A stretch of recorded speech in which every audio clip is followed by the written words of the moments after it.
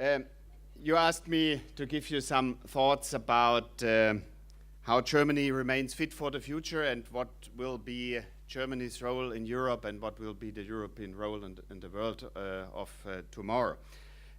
So I suggest I was asked to give a speech of about 50 to 20 minutes, but unfortunately I have to leave definitely at 20 past 4 to get my next appointment, so I try to do it brief so that there is, I see you like to discuss, so that you have enough time probably to ask the question you are interested in. So I think 2013 seems so far, and the last years as well, to be a good time and a good year for Germany. While the world is in turmoil and the storms rage around us, Israel, Palestine, Iraq, Sudan was already mentioned, but if you look to Ukraine or to Eastern Europe and other areas in the world, it's the same. But Germany at the moment, fortunately, basks in the summer sun, the frenzy of the World Cup, and in economic success. At the moment, Germany is really well off in economic terms. We have the highest level of employment we ever had in German history. Almost 43 million people are working, and we have, on the opposite side, only about an unemployment rate of 5%, the lowest unemployment rate since reunification in 1990.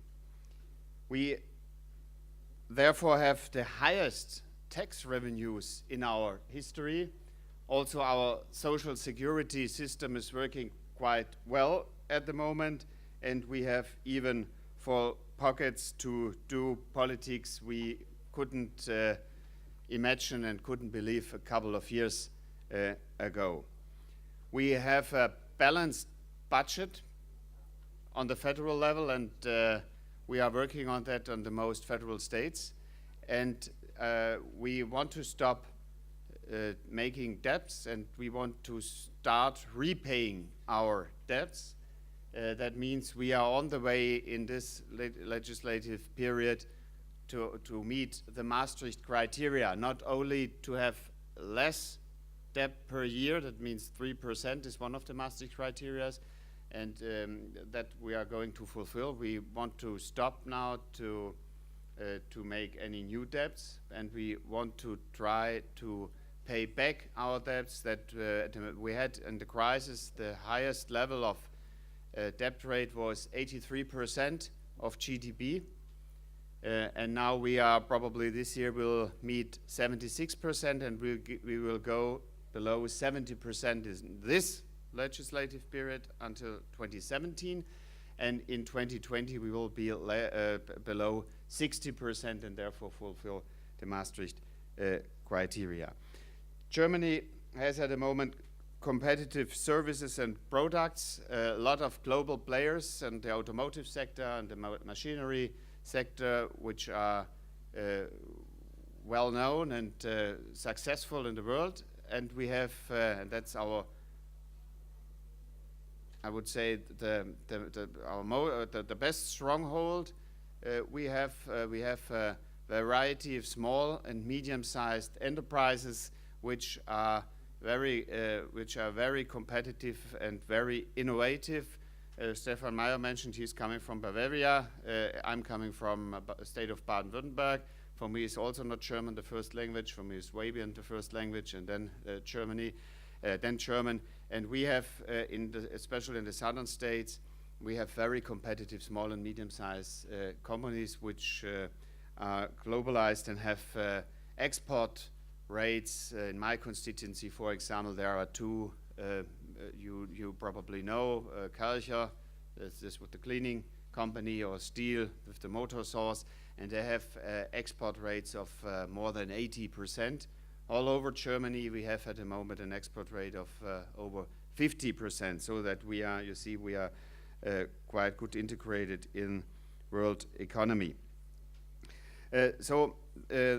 Also, the domestic consumption is playing a key role in the growth at the moment. It's increasing, and we have a comparable high growth rate overall in Germany expected for this year and the year after and so on. So that you really can say everything is fine, and we should keep on track in Germany. But this development is neither a coincidence nor self-propelled. It is result of reforms we took in the last 10, 12 years. 10 years ago, 12 years ago, the economists wrote Germany is the sick man of Europe. Today it's the other way around. And it was hard work, reforms on the labor sector, reforms on the budget. So we were balancing, or we were hard working on balancing the budget. And we did, even in the crisis, we increased our research and development. Germany today meets 3% of the GDP per year for R&D, and we try to increase it further more, and that it's compared to other European countries, we are quite good at this. But because of the saying, it's true for our nation too, who stops getting better has stopped being good. And that's what I wanted to talk a little bit and then discuss with you. I think if we want that it keeps that way, we have to do some changes in future as well. And that's always a problem. If a nation or people are too well off, they don't like changes. They don't like new ideas. They don't like new infrastructure because they think it's everything for sure without hard working. But that will not be. And therefore, I want to talk to Agenda 2030. We had the Agenda 2010 in Germany, and it's 4 years ago. We had 2010, but we are still talking about Agenda 2010, some at least in this country, and say it was wrong to do this reform or do that reform, but it was completely the right way from my point of view. Otherwise, we wouldn't have been there where we are today. But now we have to focus on the future, and therefore I say, what's the Agenda 2030? What is to do? I just want to mention a few challenges for the future. The largest challenge we have to, I think Stefan Meyer was also talking about a little bit about this, is the demographic challenge. We will lose about 6 million people in the workforce within the next 10 years, 10 to 12 years. I told you 43 million. If we lose 6 million, and that will affect, of course, the economy, will affect our social security system and so on. So that we have to do our homework, that we use our potential even more we do today. That means we have to do or find the right instruments to integrate more the elderly and the more elderly people in the workforce and keep them longer working, or make more flexible changes to retirement. Second one is we have to combine even better to get children and keep working, especially for women. And we also need to increase the participation of women in our economy. We reached a lot, but there is still a lot of potential if we, for example, compare to the Scandinavian countries. And then we still have a lot of people in Germany who don't have an education, who don't have dual vocational training, or are not going to study. And we can't afford anymore to leave these people behind, so we have to find new instruments to integrate them more, especially in the economy. And most of them, Stefan Meyer was talking often people with migration background. So they cannot speak the language, and if you cannot speak the language in Germany, right, so it's a problem to get an education. If you don't have an education, you don't get a proper job, and so you are in a vicious circle. And so we have to find way out of this. So that's really our largest challenge we have in Germany, and therefore we also have to find solutions for migration. It was also meant, also said by Stefan Meyer.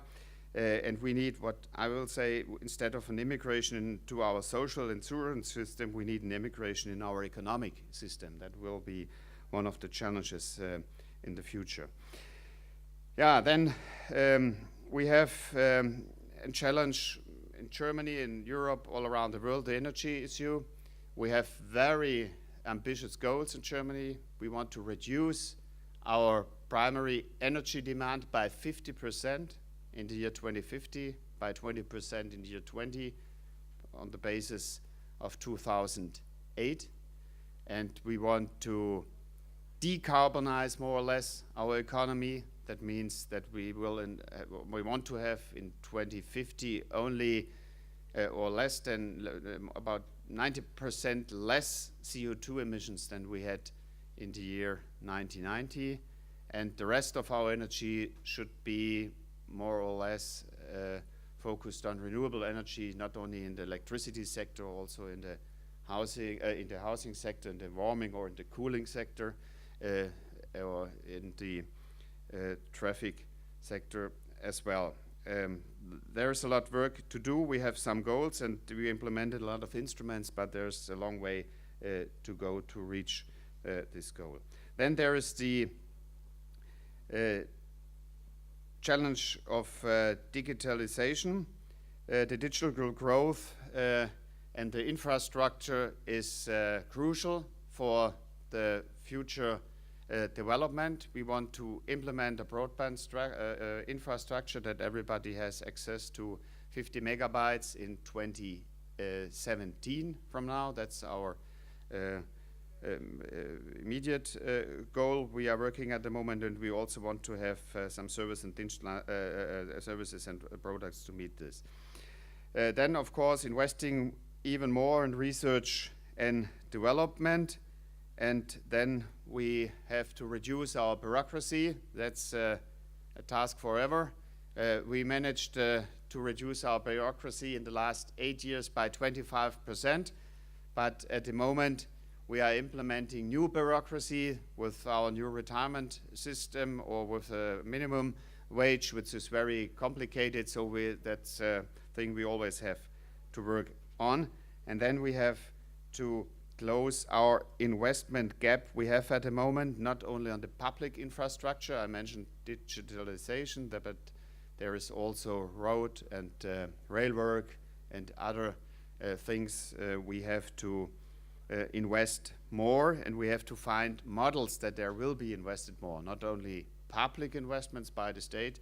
I think we have to find solutions that the money where is internationally there finds the way to come to Germany to be invested here.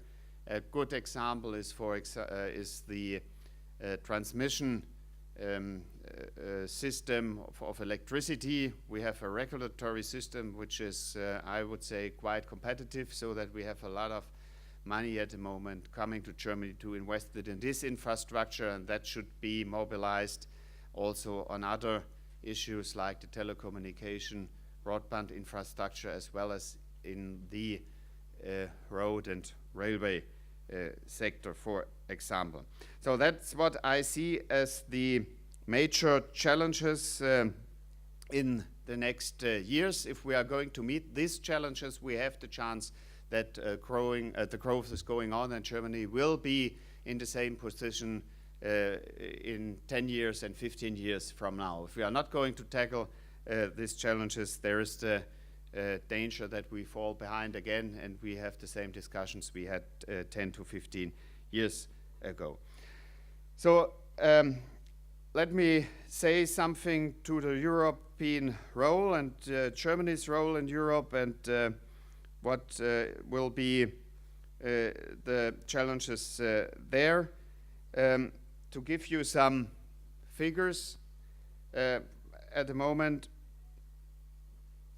Europe as a whole, that means the European Union, has less than 7% of world's population, about 500 million. If you look back 70 years, 80 years, there were also about 500 million in German living, and Germany alone had about 5% of world's population when the population was less than billion. If you look to the scenarios, what is upcoming in the next few decades, then we will probably have 12, 13 billion people on the earth, but the European population will stay more or less stable or the same. So we will have less than 5% of world's population in, I would say, probably in 20 or 30 years from now. Today, still, Europe has about 25% of the global GDP, but we have also more than 50% of the social costs or social services in the world. So you see that will be a huge challenge to keep this. What is to do there? I think on a European basis, we also have, first of all, to balancing the budgets that we did a lot of countries have too much or too many debts, so they have to balance the budgets and start to reduce the debts. But you can't do that without an economy which is working. So there we have two pillars. Balancing the budget is one, but it's with balancing the budget alone you will not succeed. We have create growth, and therefore we have to do a lot of reforms we are undertaking at the moment in Europe as a whole. I just can mention, if I look to the clock, some points. I think one thing is also in Europe to fulfill the single European market of energy. It's not fulfilled. On other areas we were more successful. Then I think there is one huge chance for us. That's a broad public debate at the moment. That's the TTIP, Transatlantic Trade and Investment Partnership. Together with US, we will have the chance to form the largest market in the world, and I think, probably will be able, or would be able, if we succeed, to set last time in the 21st century standards on environmental, on labor, and on other issues. If we are not succeed, others will set the standards in the world out of Asia, or maybe in the 21st century out of Africa. For example, Africa will probably, I mentioned the population, just read a scenario which says that in 2100, that means in 85 years from now, Africa will overtake Asia on population. Africa will have more than 5 billion on population. Today they have about 1 billion, so you can see what is coming on and what is going on there. But in Europe, we only should not, or are not only allowed to focus on budget matters or on financial matters, on economic matters. We also have to speak and act with one voice on foreign policy and its security issues as well. Otherwise, we will not be able, I'm convinced on this, to compete in the world and to play a key role in the world. Even Germany, as the largest country in Europe, will not be able a key role in Germany, in the world anymore. I think the question is, if we are able to join forces in Europe, then Europe will be a critical mass and will and can play a key role on political as well as on standardization, as on economic and innovative developments of the future. So I'm a member of German Parliament, but I'm deeply convinced the future will not need national answers, it will a European answer, and so that will be decisive whether we are able to join the forces in Europe in the next 10 to 15, 20 years in the necessary way or not. And that will be a very decisive discussion and political development in the next years. And from my point of view, hopefully we will succeed. But the outcome is, I think, open. If you look to the latest European elections, we had on the one hand side still a majority of people in Europe who say, okay, now we need a European answer, but we have a lot of Euroscepticism on the other side, and we have a lot of developments in Europe which are going that has the potential that Europe is falling in parts or shares again. If you look to Scotland, they have a referendum in September. If you look to Catalonia, there is also ongoing development, and the largest discussion or the largest challenge I see will be probably if UK is discussing or voting on leaving European Union. That would be a disaster for Europe from my point of view. So we have to keep Britain in the European Union, to strengthen the European Union. So that's what I wanted to say in a brief thoughts and ideas on Germany and what has to be done in future in Germany as well as in Europe. And so now I'm looking forward to discuss with you. We have 15 minutes left, the issues I mentioned, or I couldn't mention all the things I wanted to say originally, so maybe you're free to ask other questions. Maybe I'm able to answer it. Thank you. Please.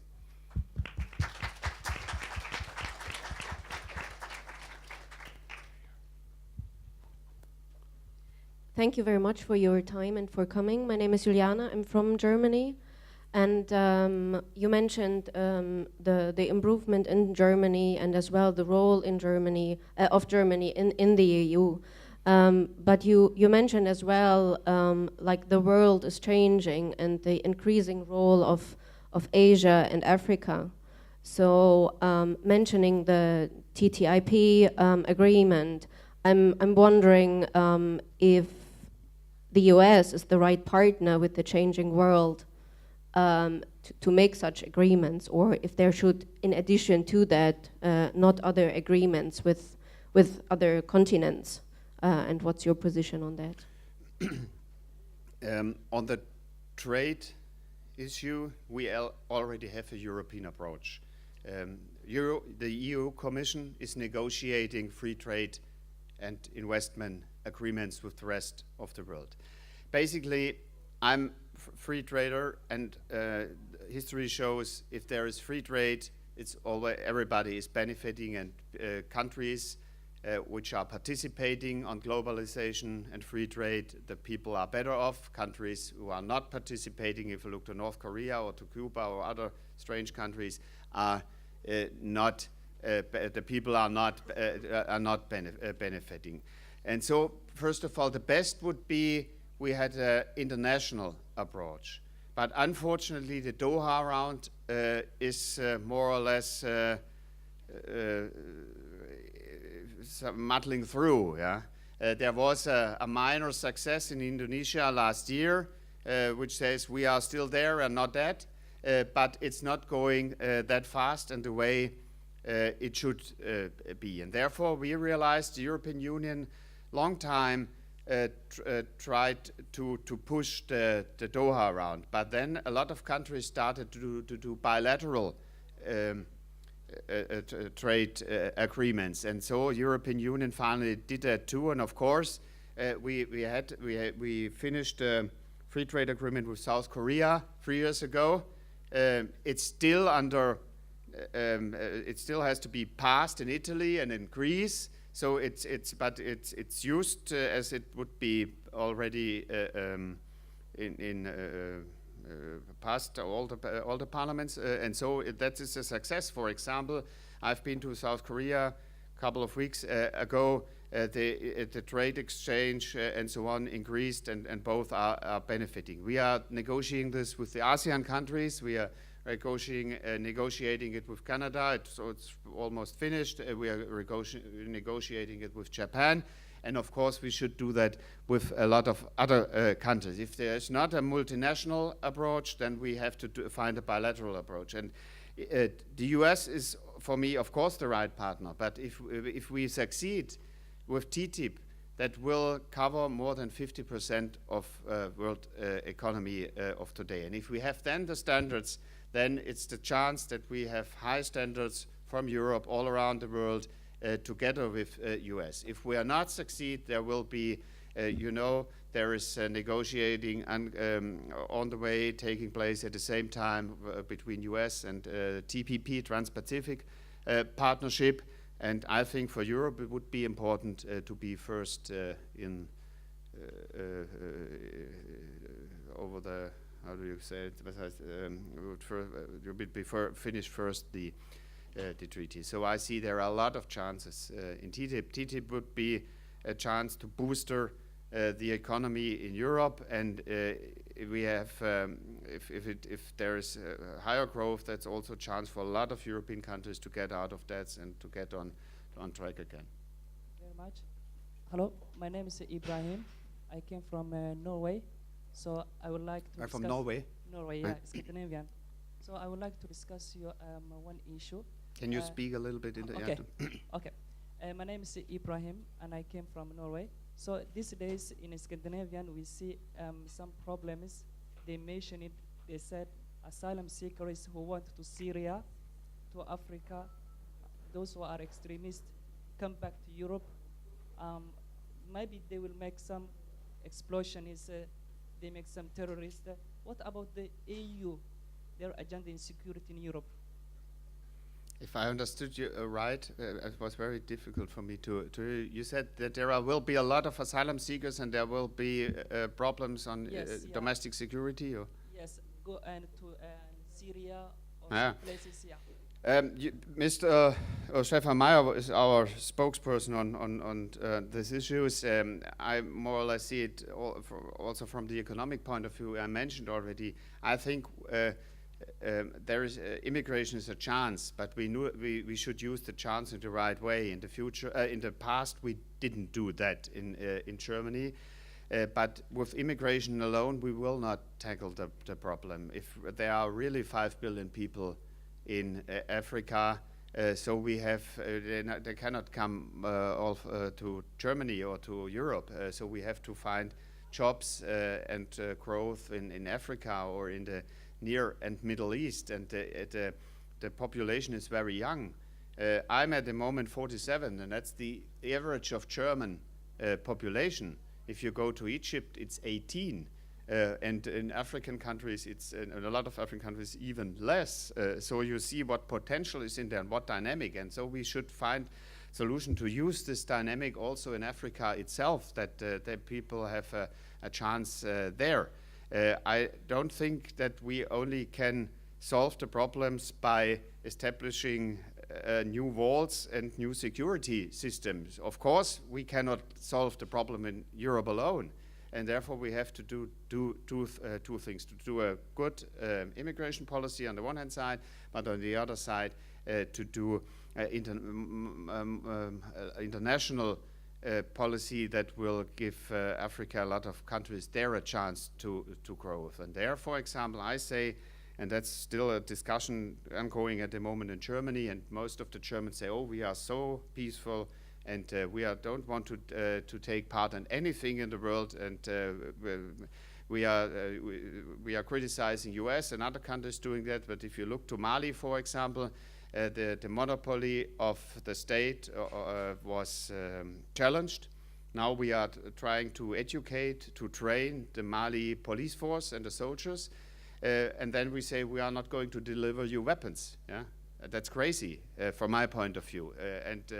So if we are really, if we really want to stabilize there, then of course we have in a European approach. Therefore, I'm thinking we should do also a European foreign policy, and Germany cannot hide anymore. That's we are still hide a lot in the world, because we think that to be only peaceful, that would be enough, but that isn't enough. You can see in a lot of the places we already mentioned. Hopefully that tackled a little bit at least your question. Hello. Thank you so much for your talk. I just wanted to go back briefly to TTIP, because it's quite controversial at the moment. And I think, first of all, it's important not to equate free trade with necessary success. NAFTA would be a good example of that. But let's assume that cooperating with the US would be a good thing. What is your personal stand on the investor settlement dispute mechanism, which is really why TTIP is so controversial? So just maybe you can explain really quickly what it is, and then tell us how you feel about it. Yeah. First of all, a lot of people at the moment are criticizing a treaty which is not negotiated.